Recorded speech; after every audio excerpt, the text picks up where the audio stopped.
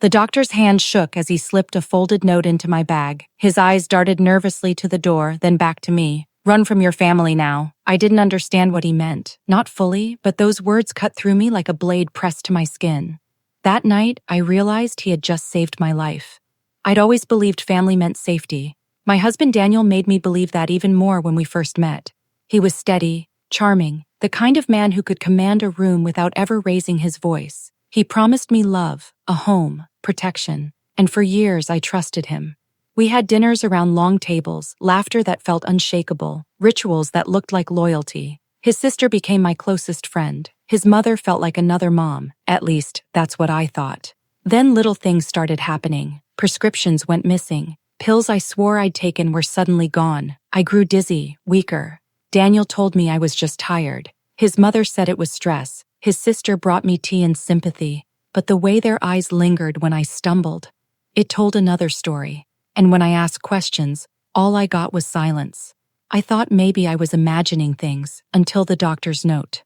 That night, I acted normal, smiled through dinner, let Daniel pour me a glass of wine, but never touched it. Later, I locked myself in the bedroom and read the note again under the lamp. "Run from your family now." I replayed the appointment in my head.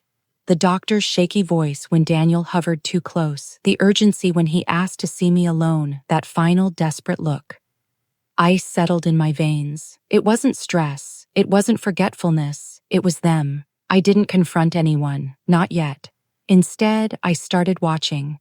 At breakfast, I noticed Daniel's hand hover over my plate just a second too long, his sister's eagerness to pour my tea, his mother's faint smile when I turned pale mid-pun. Conversation. They weren't caring for me. They were waiting for me to weaken, collapse, disappear. The apartment, the policies, the bank accounts, all in my name, and if I died, it all became theirs. So I stayed calm. I played the fragile wife, and I planned. The next day, I went back to the doctor alone. I told him I finally understood. He confirmed it. Traces of poison in my blood.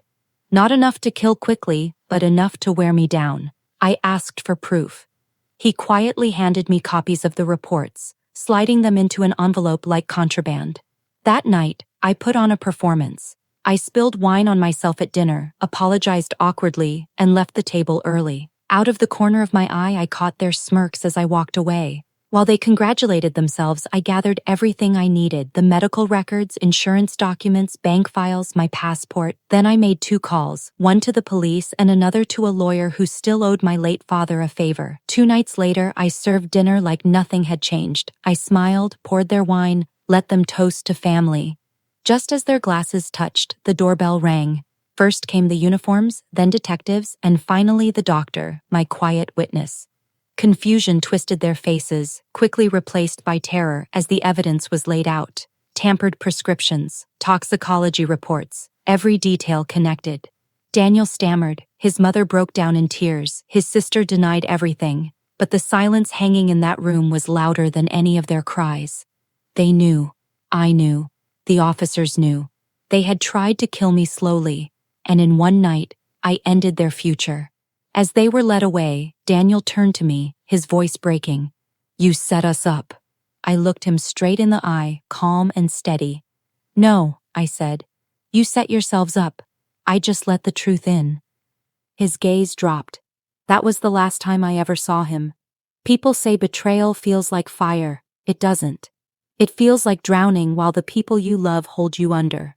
Survival, though, that feels sharp, cold, controlled. The doctor's note didn't just save me, it opened my eyes. It taught me that family isn't defined by blood or vows. It's defined by who actually protects you. That night, I buried my marriage and my belief in loyalty. Now, when I think of Daniel's hand hovering over my plate, I don't feel pain. I feel power. Because the one thing they never expected was for me to stop playing the victim. And the moment I did, their game was finished.